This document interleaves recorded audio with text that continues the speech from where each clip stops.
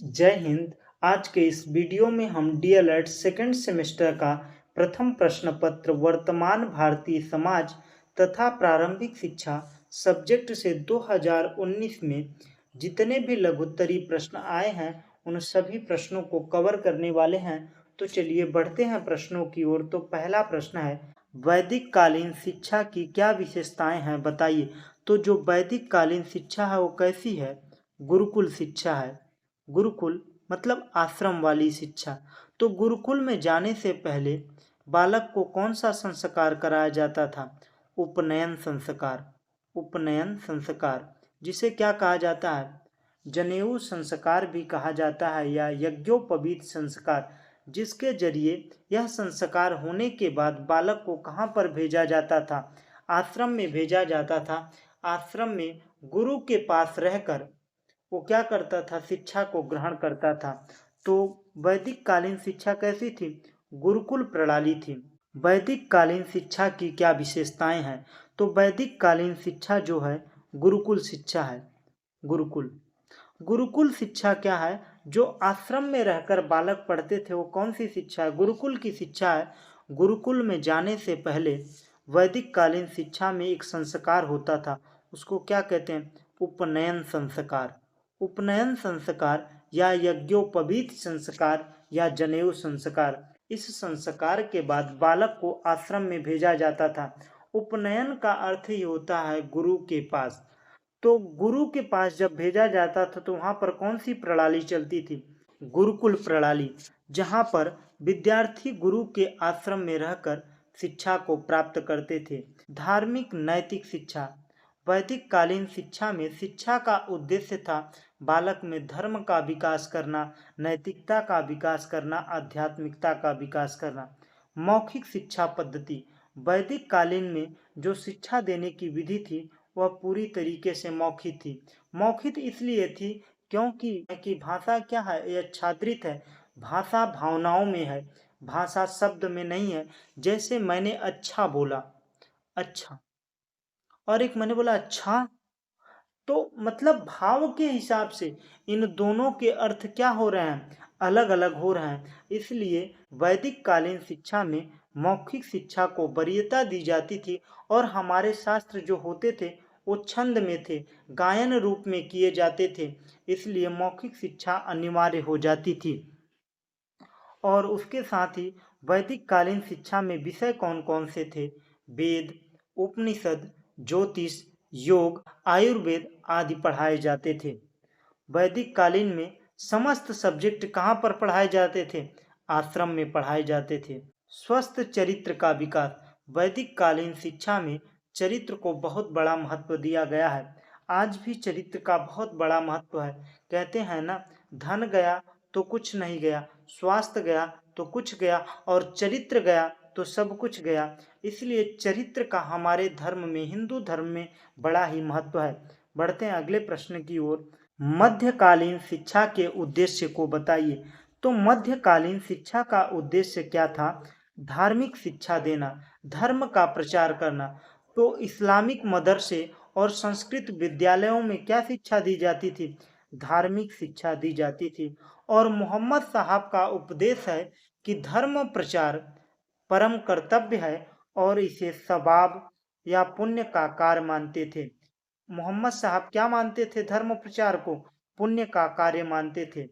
और मध्यकालीन शिक्षा जो थी वहां पर धर्म प्रचार काफी तेजी से होता था और प्रशासनिक योग्यता की शिक्षा दी जाती थी। मुगलों के शासन काल में फारसी और अरबी भाषा में प्रशासनिक शिक्षा दी जाती थी। मुगल काल में फारसी, अरबी, हिंदी और इसके अलावा संस्कृत की भी शिक्षा दी जाती थी। कला साहित्य का विकास। मध्यकालीन में अरबी, फारसी, संस्कृत साहित्य का अध्ययन कराया जाता था। शाही संरक्षण मतलब जो उच्च वर्ग के लोग हैं, जो राजाओं की पदवी पर, उनके संरक्षणों के लिए शासकों द्वारा विद्वानों का संरक्षण दिया जाता था। जो विद्वान लोग होते थे उन शाही वर्ग का संरक्षण करते थे। बढ़ते हैं अगले प्रश्न की ओर। वर्तमान में शिक्षा के उद्देश्य को प्रभावित करने वाले प्रमुख कारकों को बताइए। जो इस समय के शिक्षा के उद्देश्य हैं उनको प्रभावित करने वाले कारक कौन-कौन से हैं? तो वैज्ञानिक और तकनीकी है, वो आज की शिक्षा को बहुत ही प्रभावित किया है। कोरोना से पहले यह डिजिटल शिक्षा बहुत ही कम थी। कोरोना आने के बाद पूरी तरीके से शिक्षा किस पर हो गई? ऑनलाइन शिक्षा हो गई। ऑनलाइन शिक्षा हो गई। और कृत्रिम बुद्धिमत्ता, इस समय जो एआई का काफ़ी तेज़ी से क्रेज चला है, समझ लीजिए कि क्रांति ही आ गई है। एआई आने के बाद आज की वर्तमान शिक्षा के उद्देश्य ही बदल गए हैं। और कंप्यूटर विज्ञान का समावेशन कंप्यूटर का विज्ञान में समावेशन भी शिक्षा में क्रांति ला दिया है। शिक्षा के उद्देश्यों को जीवन के अनुरूप होना चाहिए और आज की शिक्षा में सर्वांगीण विकास करना चाहती है। जो आज की शिक्षा है, पहले क्या होता था, धार्मिक, बौद्धिक और आध्यात्मिक विकास करना था, लेकिन आज की शिक्षा है कि बालक में सर्वांगीण विकास किया जाए। वैश्वीकरण और औद्योगिकीकरण, शिक्षा प्रणाली में तकनीकी और व्यावसायिक पाठ्यक्रमों को बढ़ावा मिला है। आज की जो शिक्षा है, वो शिक्षा प्रणाली में तकनीकी की पढ़ाई, व्यावसायिक की पढ़ाई को काफ़ी तेजी आई है। सामाजिक और सांस्कृतिक परिवर्तन, लैंगिकता, जो देखिए कि आज के समय में पुरुष, महिला, कोई वर्ग बटा नहीं, सभी को समान अधिकार है। समावेशी शिक्षा, मतलब चाहे गरीब हो, चाहे अमीर हो, चाहे विकलांग हो, सभी को एक साथ रहकर एक छत के नीचे शिक्षा दी जा रही है। यह सारी चीजें वर्तमान शिक्षा के उद्देश्यों को काफी प्रभावित कर रही हैं। बढ़ते हैं अगले प्रश्न की ओर। महात्मा गांधी की शैक्षिक विचारधारा को स्पष्ट कीजिए। महात्मा गांधी का विचार था कि बच्चों को किताबी ज्ञान के साथ साथ उन्हें कौशल भी सिखाया जाए, जिससे वह जब विद्यालय से निकले तो उस कौशल के अनुसार अपना जीवन यापन कर सकें। वो चाहते थे कि बालक में सर्वांगीण विकास किया जाए। तो महात्मा गांधी की शिक्षा पद्धति नई तालीम, जिसे बुनियादी शिक्षा के नाम से भी जानी जाती है, नई तालीम या बुनियादी शिक्षा, उन्होंने शिक्षा को आत्मनिर्भरता से जोड़ने पर बल दिया। उन्होंने कहा ना, हस्त कौशल पे बल दिया कि बच्चा जब विद्यालय से निकले तो आत्मनिर्भर बन सके। और वे मातृभाषा में शिक्षा देने के पक्षधर में थे। उनका मानना था कि बालक को शिक्षा कैसी दी जानी चाहिए, उसकी मातृभाषा में दी जानी चाहिए। और शिक्षा में श्रम आधारित कार्यों को शामिल करने की वकालत करते थे। मैंने बताया ना, हस्त कौशल भी सिखाया जाए, जैसे बालक को किताबी ज्ञान के साथ साथ उसे खेती भी करना सिखाया जाए।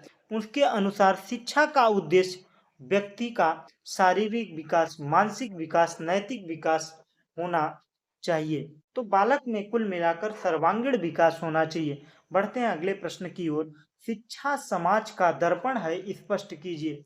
दर्पण क्या करता है कि हमारी अच्छाई, बुराई, जैसे हमारे फेस में कुछ लगा है वो दिखाता है। अगर हम अच्छे लग रहे हैं वो दिखाता है। हम और अच्छा कैसे बन सकते हैं यह बताता है। कौन बताता है? दर्पण बताता है। उसी प्रकार से शिक्षा भी समाज का दर्पण है, क्योंकि शिक्षा समाज को बताता है कि क्या आप में कमियां हैं, कैसे दूर करनी है, आप जो बेहतर है इसको और बेहतर कैसे बना सकते हैं। कौन काम करता है?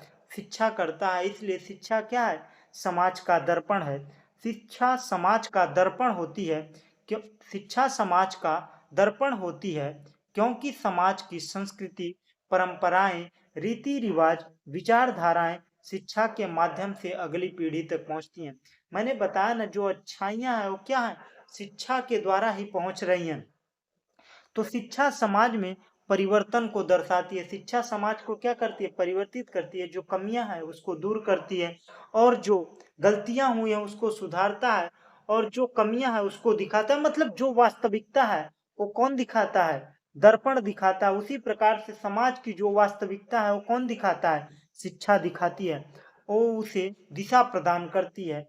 शिक्षित व्यक्ति समाज में जागरूकता लाने में और सुधार करने में सहायक है।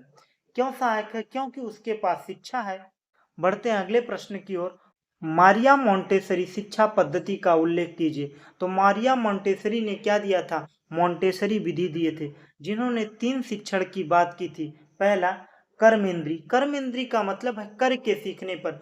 किसी काम को कर के सीखने पर बालक जोर दे रहा है। तो कर्मेंद्रीय, और उसके बाद ज्ञानेंद्रीय। अपने ज्ञानेंद्रियों से जैसे पढ़ाया जाता है, जब बच्चे को ए फॉर एप्पल, एप्पल के साथ पढ़ाया जाता है, क से कबूतर, कबूतर के साथ जोड़कर, क्योंकि जब आंखों से देखेगा, कानों से सुनेगा, तो क्या करेगा, तेजी से सीखेगा। और भाषा और गणित की शिक्षा, अगर किसी भी बालक को गणित सिखाना है तो उसको 5 चॉकलेट दे देंगे, उसमें से 2 चॉकलेट ले लेंगे तो उसके पास कितनी चॉकलेट बची। इस प्रकार से खेल के तरीके से सिखाया जाएगा। तो मारिया मोंटेसरी की शिक्षा पद्धति कैसी थी, बाल केंद्रित थी। बच्चों को स्वतंत्र रूप से सीखने का अवसर दिया जाता था। बच्चे को जो पसंद है, अगर उसे खेल पसंद है तो उसे खेल के द्वारा सिखाया जाता था।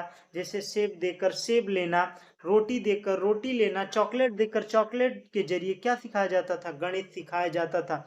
जिसको कला में रुचि है तो उसे चित्रकला दे दिया जाता था और उसमें वो रंग भरता था। इस प्रकार से भी वो सीख सकता था। उसकी जिसमें रुचियां हैं उसके हिसाब से, मतलब पूरा बाल केंद्रित, बालक के अनुसार शिक्षा दी जाती थी। और शिक्षक क्या होता था, केवल सहायक होता था, सहायक। प्रयोगात्मक शिक्षा, तो जो मारिया मोंटेसरी की शिक्षा कैसी थी, प्रयोगात्मक, खेल विधि, गतिविधि, प्रयोग द्वारा शिक्षा दी जाती थी। मैंने बताया व्यक्तिक विकास पर ध्यान देना, प्रत्येक बच्चे को सीखने की क्षमता के अनुसार शिक्षा दी जाती थी। बच्चे की जितनी औकात है उसके क्षमता के अनुसार ही क्या की जाती थी, शिक्षा दी जाती थी। विशेष शिक्षण सामग्री, बच्चों के लिए विशेष रूप से डिजाइन की गई शिक्षण सामग्री का उपयोग। जो रंग भरने वाला था उसके रंग लिए, चॉकलेट वालों के लिए, जो गणित सीखना चाहता है, चॉकलेट वाली शिक्षा। इस प्रकार से अब विशेष शिक्षण सामग्री प्रदान की जाती थी। स्वप्रेरित अधिगम, बच्चों में उसकी रुचि और गति के अनुसार सीखने की स्वतंत्रता थी। जिसमें वो उसकी रुचि है उस प्रकार से वो सीख सकता है। कुल मिलाकर मारिया मोंटेसरी कर के सीखने पर और ज्ञानेंद्रियों, इंद्रियों के प्रयोग से जितना बेहतर सीख सके उस पर जोर दिया था। बढ़ते हैं अगले प्रश्न की ओर। वुड डिस्पैच की प्रमुख विशेषता, जो वुड डिस्पैच है यह भारतीय शिक्षा का मैग्ना कार्टा है।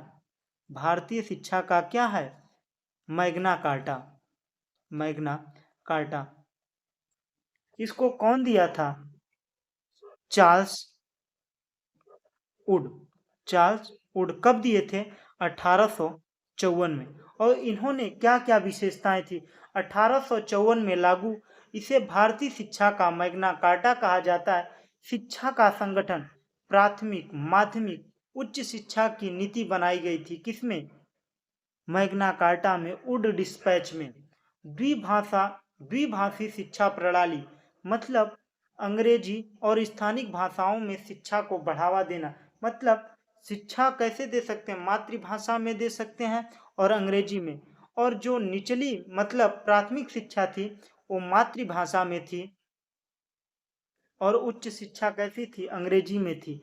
महिला शिक्षा का विकास, लड़कियों को शिक्षा में बढ़ावा देने के लिए कदम उठाया गया। किसमें उल्लेख मिलता है, वुड डिस्पैच में या मैग्ना कार्टा में। तकनीकी एवं व्यावसायिक शिक्षा, उद्योग, कृषि से संबंधित शिक्षा पर जोर दिया गया। श्री बसु ने कहा था यह घोषणा पत्र भारतीय शिक्षा का शिलालेख है। भारत में आधुनिक शिक्षा का शिलान्यास इसी ने किया था। मतलब आधुनिकता, जो आधुनिक शिक्षा का विकास कहाँ से हुआ, वुड डिस्पैच से हुआ। चार्ल्स वुड के द्वारा जो मैग्ना कार्टा पारित किया गया उसके द्वारा क्या हुआ, आधुनिक शिक्षा का शिलान्यास हुआ। सामाजिक परिवर्तन में शिक्षक और विद्यालय की भूमिका को बताइए। सामाजिक परिवर्तन में शिक्षक और विद्यालय की भूमिका क्या करता है, शिक्षक और विद्यालय। नैतिक और सांस्कृतिक शिक्षा शिक्षक देता है कहाँ पर, विद्यालय में। शिक्षकों द्वारा नैतिक मूल्यों और सांस्कृतिक धरोहरों का ज्ञान दिया जाता है। सामाजिक जागरूकता, विद्यालय में सामाजिक समस्याओं के प्रति जागरूकता फैलाई जाती है, जैसे पर्यावरण या बाल विवाह, उसके बाद बाल श्रम। इस पे जागरूकता फैलाई जाती है जिससे समाज का कल्याण हो सके। नवाचार, वैज्ञानिक सोच, विद्यालय में विज्ञान और नवाचार, जो नई नई तकनीकों का उपयोग होता है, खोज को बढ़ावा दिया जाता है। लैंगिक समानता और समावेशी शिक्षा, लैंगिक समानता का मतलब है लड़का लड़की नहीं किया जाएगा, अमीर गरीब नहीं किया जाएगा, अंधा लूला नहीं किया जाएगा, समावेशी शिक्षा दी जाएगी। मतलब शिक्षक भेदभाव रहित प्रोत्साहित करते हैं। सामाजिक सुधार आंदोलन में योगदान, विद्यालय सामाजिक सुधार के लिए नेतृत्व तैयार करता है। मतलब समाज के सुधार के लिए कहाँ से तैयार होते हैं बालक? विद्यालय से ही तैयार होते हैं। बढ़ते हैं अगले प्रश्न की ओर। आदर्शवाद के अनुसार शिक्षा का अर्थ स्पष्ट कीजिए। आदर्शवाद के अनुसार शिक्षा का उद्देश्य व्यक्ति के आत्मा, मस्तिष्क, चरित्र का विकास करना। जो आध्यात्म की बात करें, नैतिकता की बात करें, बौद्धिक विकास के साथ साथ बालक में नैतिकता, अध्यात्म की विकास की बात करें तो क्या है? आदर्शवाद है। तो यह शिक्षा नैतिकता, आध्यात्मिकता, पूर्ण व्यक्तित्व और निर्माण पर बल देता है। आदर्शवाद के अनुसार शिक्षा का लक्ष्य सत्य, सौंदर्य, सद्गुणों को जीवन में अपनाना, जिससे व्यक्ति का समग्र विकास संभव हो सके, यह आदर्शवाद कहता है। विद्यालय के विकास में समुदाय की भूमिका लिखिए। विद्यालय के विकास में समुदाय की महत्वपूर्ण भूमिका है। विद्यालय का समुदाय क्या है? एक महत्वपूर्ण हिस्सा है। जो विद्यालय है वो समुदाय का ही हिस्सा है। समुदाय विद्यालय में आर्थिक, भौतिक, नैतिक सहयोग प्रदान करता है। समुदाय का मतलब है हमारे विद्यालय के आसपास के लोग, जो अभिभावक हों क्या करते हैं? आर्थिक सहयोग देते हैं, भौतिक सहयोग देते हैं, नैतिक सहयोग देते हैं। अभिभावक, स्थानीय प्रशासन, सामाजिक संस्थान विद्यालय की नीतियों और विकास योजनाओं में सहयोग करता है। विद्यालय एवं समुदाय के बीच समन्वय से बच्चों का समग्र विकास होता है और शिक्षा की गुणवत्ता में भी क्या होता है? सुधार होता है। बढ़ते हैं अगले प्रश्न की ओर। तो प्रश्न समाप्त हुए। अगर आपको ये वीडियो अच्छा लगा हो तो वीडियो को लाइक कीजिएगा और हमारे चैनल पर नए हो तो भाई प्लीज़ यार चैनल को सब्सक्राइब कर दीजिए। Thanks for watching. जय हिंद।